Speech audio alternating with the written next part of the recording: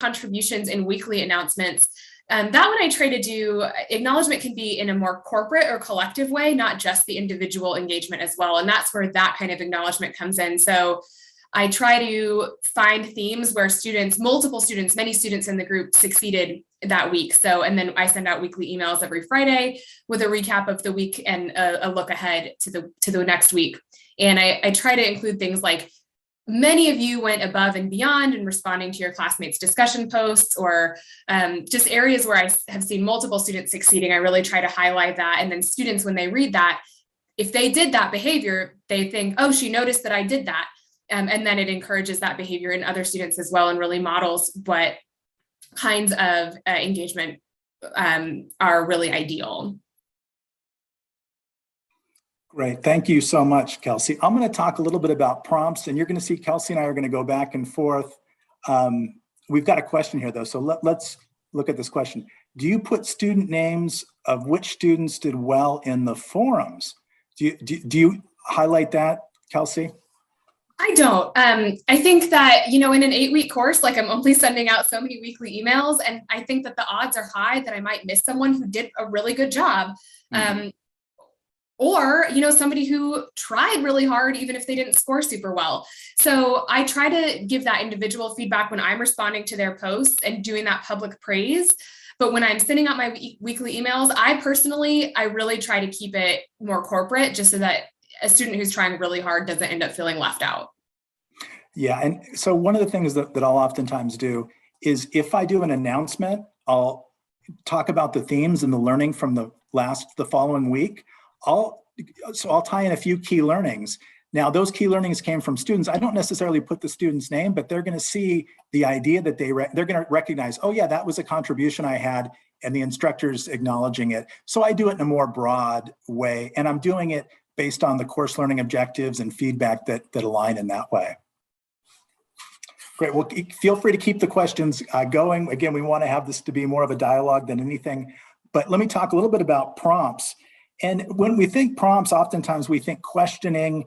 And one of the things I also let students know is, if I don't respond to your discussion, because at LAPU, we want to respond to at least 1 in 4. But I also tell students, I'm looking for opportunities in the discussion to tie in the course learning objectives for the course. And so if I didn't respond to your post, it's not personal. I'm trying to provide more depth to the learning, and there's certain posts that are going to align more with that. I have had some students who have taken offense that I didn't respond to them. And so I've tried to be more strategic now about acknowledging who I'm responding to each week, and making sure that every student gets at least a response from me. Week 1, I do try to respond to every student, welcome them to the course. But after week 1, it just depends on the nature of the course. And so one of the things I do is, on the prompts, is I'll share a YouTube clip or a video or an article, just to bring more depth to the learning. So one of the things I've found is, I'll acknowledge the student for, thank you for the post. You brought up, an excellent idea, and I want to build on that. And so then I might provide a link to a YouTube video or an article, and I'll encourage them to take a look at that and respond. And in many cases, they do in fact respond. They look at the, whatever it was that I shared with them, and say, oh, thank you, that aligns. But so I'm constantly thinking, is there a resource that can align with what the student is sharing to provide more depth of learning? So that's one of the things that we're oftentimes looking at in terms of prompts.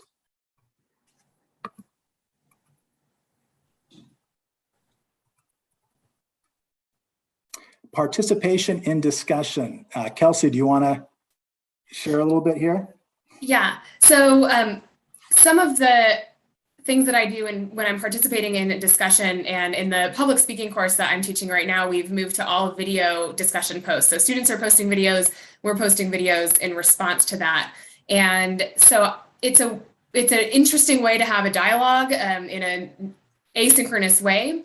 And I'm always trying to not just use questions in my responses to them. It's good to ask them questions to sort of get them to maybe try to push an idea further. But it's also, if you just do that, it can start to feel really one-sided, where I'm just asking everyone questions all the time. So in addition, of course, to, building on what we've already discussed with, the personalized appreciation and acknowledgement of contributions and hard work, I also try to draw on my own experience as well. So in an asynchronous online classroom, students really have very few opportunities to connect with the instructor as sort of a real human.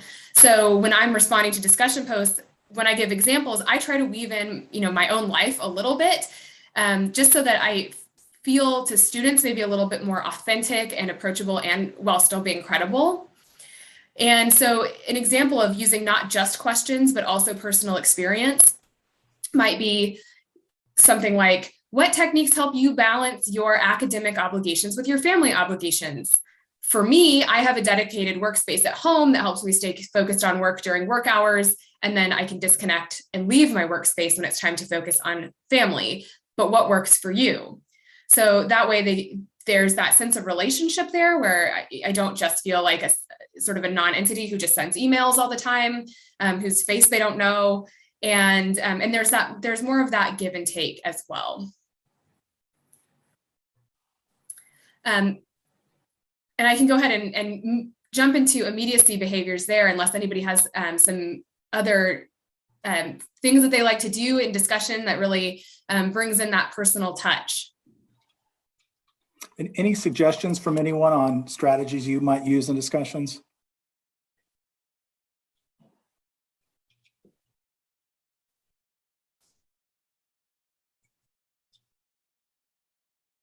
All right, we'll keep looking,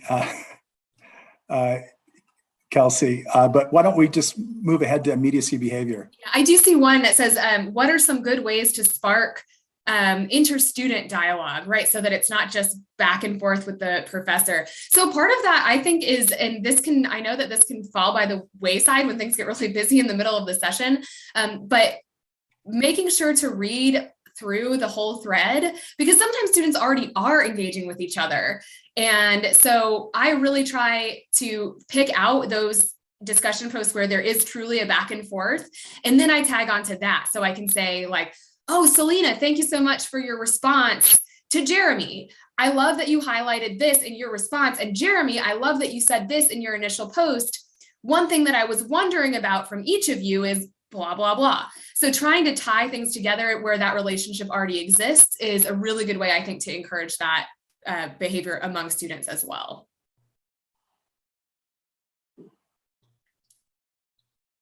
I see some other really good discussions as well about using personal experience, even just bringing in hard things that we've gone through. Students are facing really hard things. The pandemic is still going on. A lot of our students are in healthcare, so it's been a really long haul for them. And so, yeah, bringing in, similar experiences, difficult experiences, creating break rooms so that students actually are talking to each other. Yeah, that can be like a good function for the announcements section, where you can invite students to connect with each other, or you can offer to facilitate that as well. Asking students if they agree, so watching multiple or reading multiple posts and asking students if they agree one with the other. Yeah, these are some great suggestions. So let me also touch in on immediacy behaviors, which really is a timing thing. So another way to feel more like real and present to students is, which can be challenging in an asynchronous classroom, is by being really regular in responses. So instead of, doing, you can do a lot of discussion post involvement, but if it's all on, the same afternoon of the week every week, there's going to maybe be some students that you won't have the opportunity to respond to because they post at different times. So being regular, like multiple days per week that you're involved, shows that you're present in the class discussion over multiple days throughout the week. I also like to, as I mentioned, use some things besides just writing and emails. So in addition to using video and audio responses for discussions, I also host virtual office hours at least once a session using Google Meet. So students then also get a chance to interact with each other in real time, which is not something that they just get automatically built into this particular course design. So that's a really fun way to increase immediacy behaviors, not just between myself and students, but also between students and one another. And let's see. I also try, this of course has a lot to do with just responding to students in a timely manner. So I try to use a variety of media to connect with students. Like I said, in addition to using those videos in Google Meet, I let them know that they can contact me via email, text, or phone, or a one-on-one Google Meet. And part of that too is being really clear about my hours of availability. So students know that I'm away from my phone and computer on the weekends. So then if they don't get a response from me, they don't feel like it's a slight. They expect me not to respond over the weekend. But the flip side of that is that they know that they'll hear from me really quickly during my posted hours of availability. So I think setting those expectations is really important for facilitating those immediacy behaviors.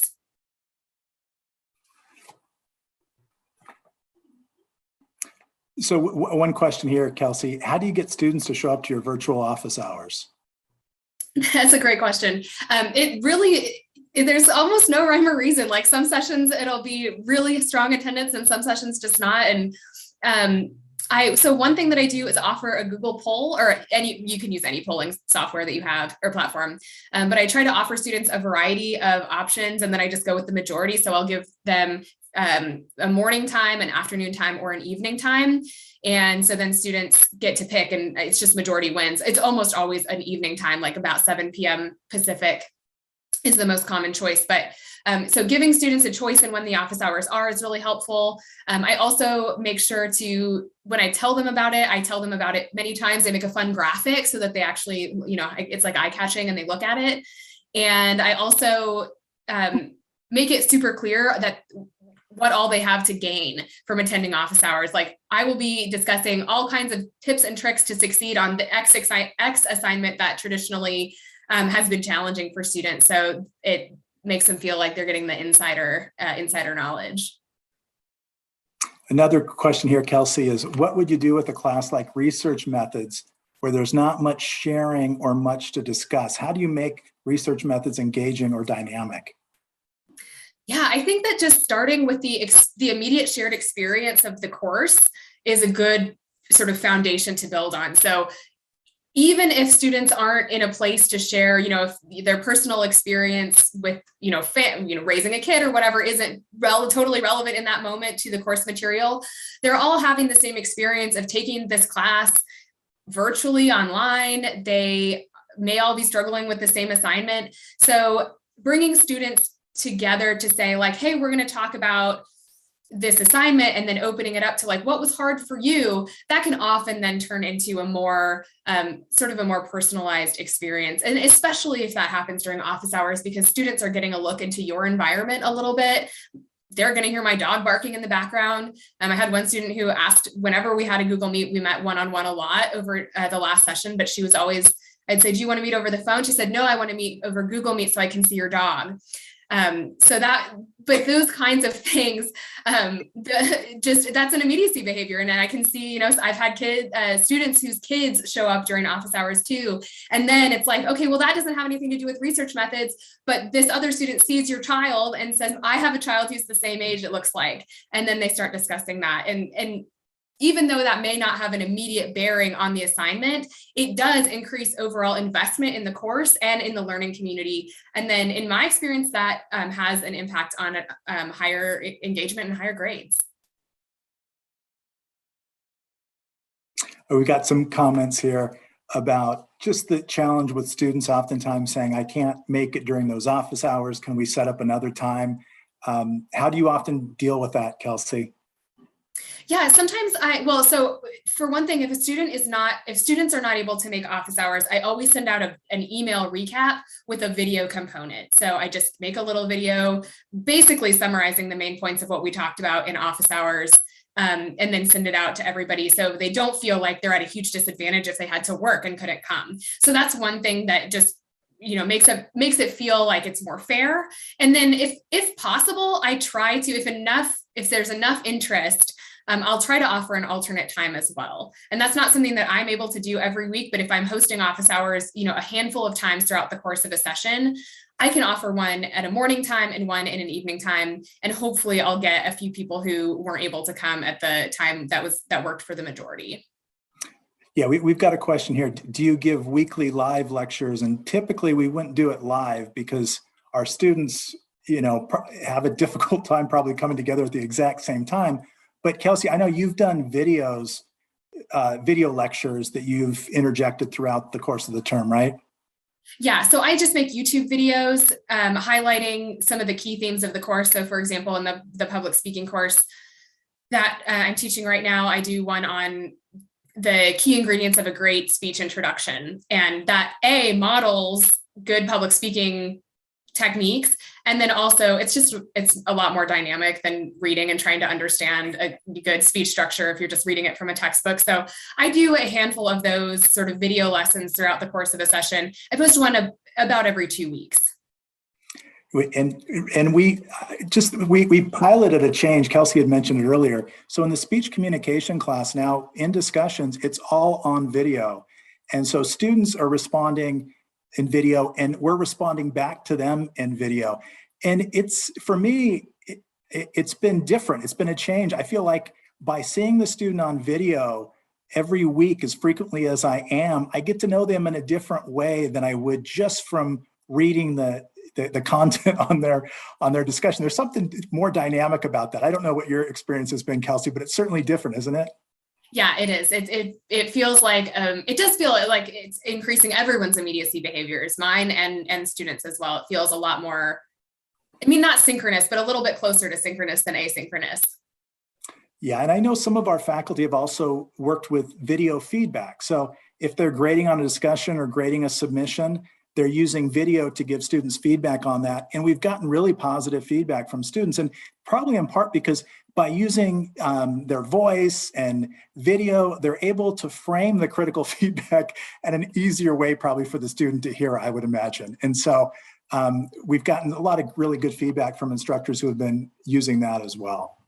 And I'll also jump in and say that when I do video feedback, I make sure to also provide a written summary as well, just because not every student receives information in that way, in that visual auditory way, and having a record of it in writing is more helpful. But it does, having a warm tone makes it a lot easier to receive than just reading a list of bullet points of things that they could improve in. But I do try to offer it both ways to hit multiple learning modalities. Mm-hmm. There's a comment here saying, too bad Moodle doesn't give the video option. We have built into, at LAP, we've built into the Moodle system a video functionality. So now we do have video functionality. It's not listed publicly for all of our courses yet, but we're building up to that. I think the speech communications class is where we're really kind of piloting what it looks like. But at LAP, you should be seeing more video options for instructors moving forward.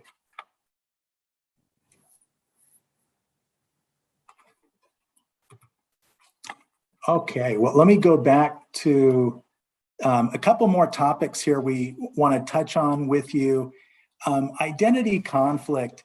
And so the issue here, and this has been learning for me as well, is as instructors, I think sometimes students will share something with another student, and the way that they challenge them may not be encouraging or supportive. And it's always a challenge for me to figure out, how am I going to validate this student and what they shared, but also validate the other student? And so, just trying to think through, how do I do that? Now, the one thing I will share too is there's been times in the past where I haven't really addressed conflict in courses. There might have been some conflict between students, and I'm thinking, okay, I'm not quite sure what to do with that. Now, what I've heard from students, though, after the fact is the student's perception is, oh, if the instructor didn't comment, they were agreeing with that student. So if a student gets a negative response from another student who's challenging them, I just feel like I've got more accountability as an instructor just to make sure that I'm looking at the comments and I'm, tracking that closely, because I don't want them to have any negative interaction with someone else. They don't have me, addressing it, and then the perception is, oh, the instructor's condoning the behavior. So That's one thing that I'm continually kind of looking at. But I think that's one of the biggest challenges is we want students to challenge one another in the discussion, but we want them to do it in a positive and supportive and encouraging type of way. So that's why the week one, setting the climate so important. If I can set the climate and if I have students saying 2 or 3 positive things to each other, and then they raise the question, what I found is oftentimes it's easier. I don't know your experience too, Kelsey, with softening some of that feedback. Yeah, in my experience, especially with the use of videos, students are less likely to be combative than they were when it was just in writing. So that's an interesting thing that maybe could be the source of its own full study. But I do think that stepping into to soften and just maybe sort of rephrase like, Joe, what I hear you saying is blah, blah, blah. What do you think of that?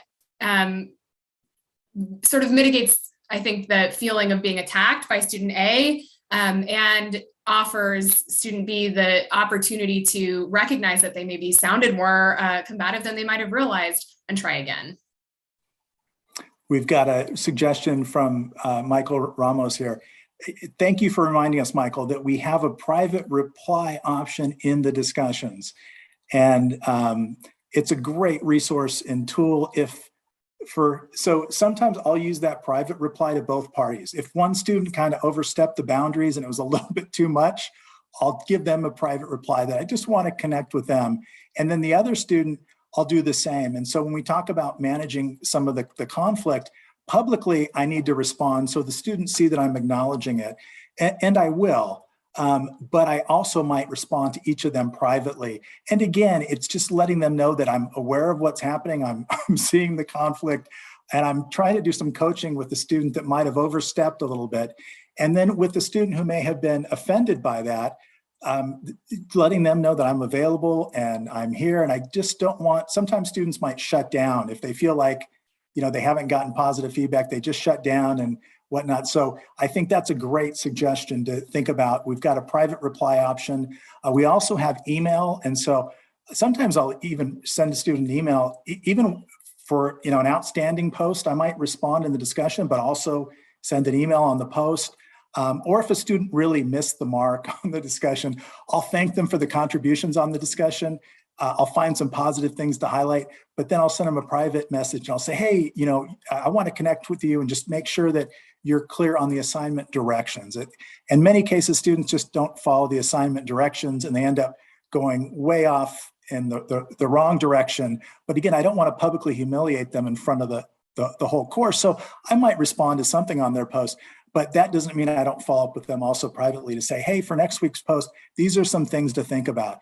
Peer-reviewed resources continues to be a hot one. We talk about that over and over again, but we just, with the internet and all of the information available, I think it's so easy and convenient for students to use Wikipedia and these other resources and put that in their paper submissions. And so I'm always trying to pull that back and say, okay, we want to make sure that we're using valid resources to support the points that we're making. Enabling consensus is an interesting topic as well. And the way that I think we do enable consensus is by responding on that discussion. So you've got a conflict, one student made a statement, another student, you can tell there might be a little bit of reaction there. So I think for me, how I enable consensus is by validating both parties, and as much as I can. If it's not appropriate to validate, then I won't do that. But again, trying to validate both those parties and helping them to try to see from a growth mindset perspective, something that they can learn from the situation. And so just trying to reframe the notion of blame to, okay, what can we learn? How do we grow and develop? Where do we go from here? How do we find commonalities? Love to hear any other ideas that you all use in terms of enabling consensus. We got some feedback here. Thank you, Yvonne, about, yeah, peer-reviewed sources can be more difficult to read. Wikipedia is easy to read. That's certainly true. And they may love Wikipedia. And, the issue obviously is we want to prepare our students for career success. And the last thing we want is them going out into the field and sharing stuff from Wikipedia at their workplace. And so in any event, but I don't want to shame them for doing that either. You know, if that's helpful context for them, that's an okay starting point. But again, we just want to get them to the library and using the library more frequently. I know that's been a challenge for many of our faculty.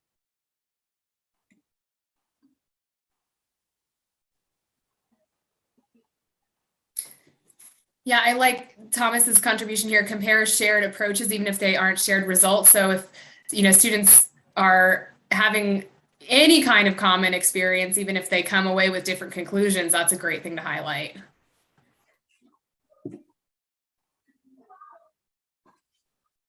So we've touched on a few different areas. I would love to hear from you all about what are some of the other challenges that you've experienced around facilitation with courses, just to open it up for some dialogue and discussion.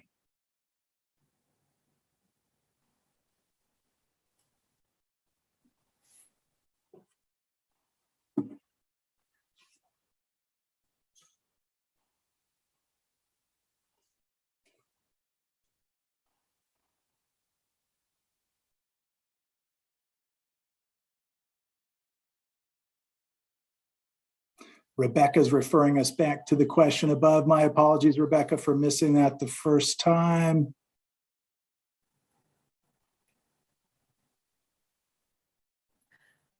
So Rebecca's question was low engagement of office hours, and then also times during discussions where I ask all of the students to respond to something, a video, article, a question, but they don't go back up and read my post, so only a few people respond. Yeah, I don't have a silver bullet for that one. One thing I try to do is get in early and be the first discussion post if there's anything that I want them to be responding to directly.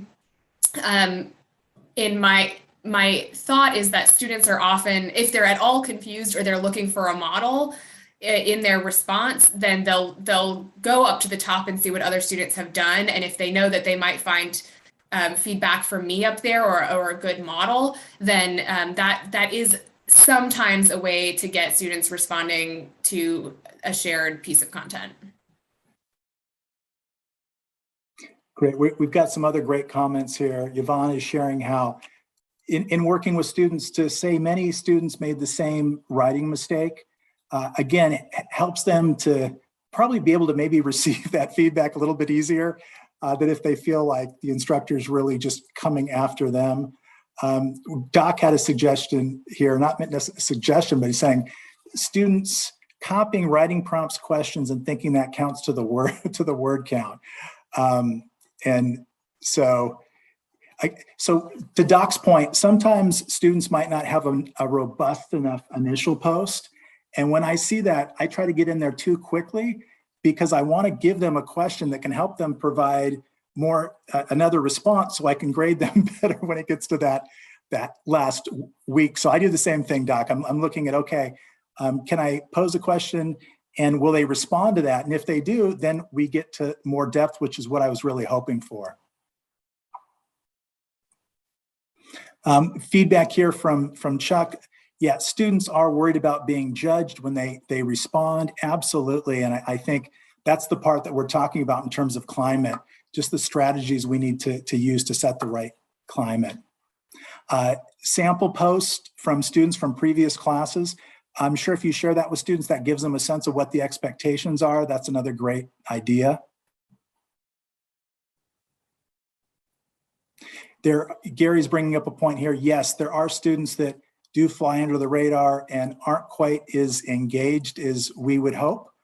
You know, sometimes I will try to reach out to a student if they seem like they're not responding to my questions or post and they're just doing what they need to do to meet the assignment requirements.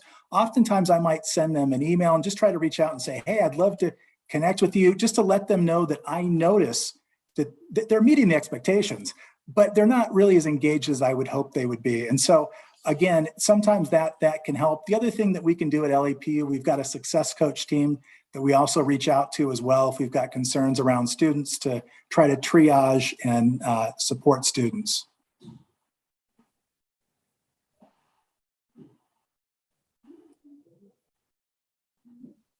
So how do you get to students who do not respond to emails or texts and are missing a lot of assignments and have low grades? I tend to have, I mean, it's an online course that, you know, your options are limited, but I have somewhat better results using text than email, just because I think it feels more personal and directed. But that's the best that I've been able to come up with.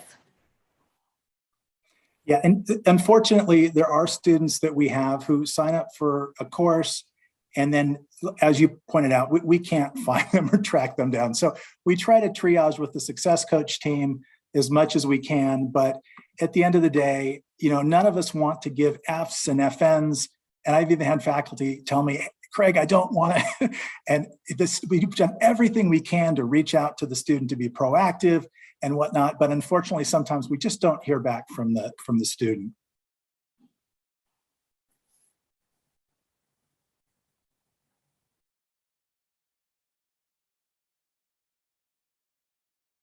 So icebreakers are another thing that we can oftentimes do, and sometimes, going back to the research methods course, sometimes we can bring in things that are more personal, that might be more engaging for students. So there's a question here: if you were on a desert island and you could bring anything, what would you bring? Let me pose a question for you all, because I have a birthday coming up, and I have a 17-year-old daughter, Alexis, who is asking me, she's like, Dad, what do you want for dessert for your birthday? And for me, it's, you know, I've learned to pick and choose my battles over the years, and these birthdays keep coming up more quickly over time. I don't know if any of you can relate with that. But I would love to hear from you. What would you recommend? What is your favorite birthday dessert?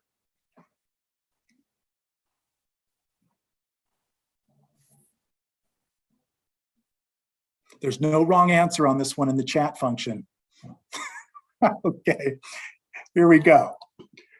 We've got chocolate cake, Dominican cake, fruit cake. Doc likes the chocolate cake. I like chocolate too. Chuck cheesecake, yes. Vanilla with buttercream, creme brulee, angel food, ice cream.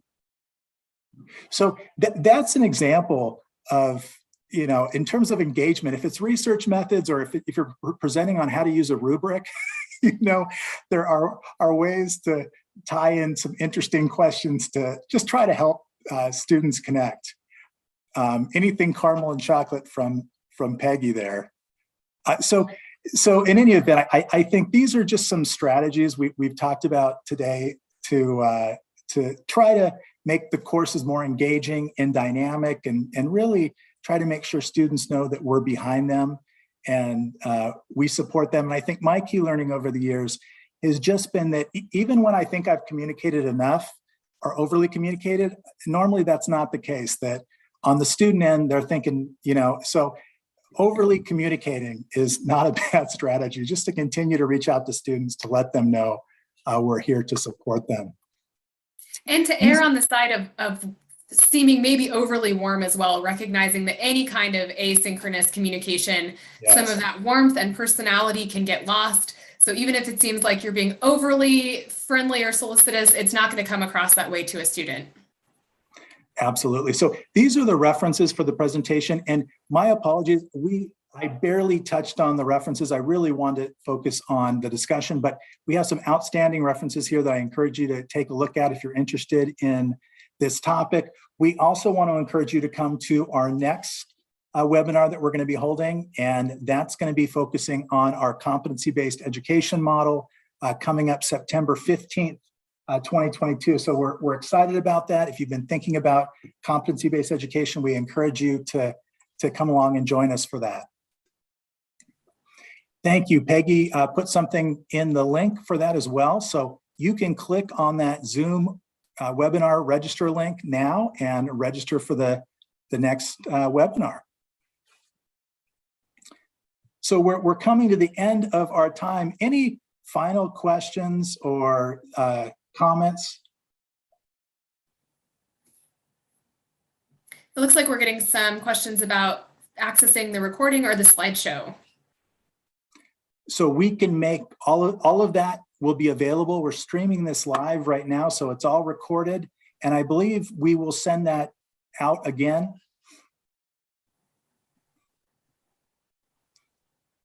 So thank you so much for the feedback and thanking us. We are grateful at LAPU for the amazing folks that we work with day in and day out, and we're continually learning and growing. And so we just thank you for coming along with us today to talk a little bit about what we do here at LAPU and how we can better support students.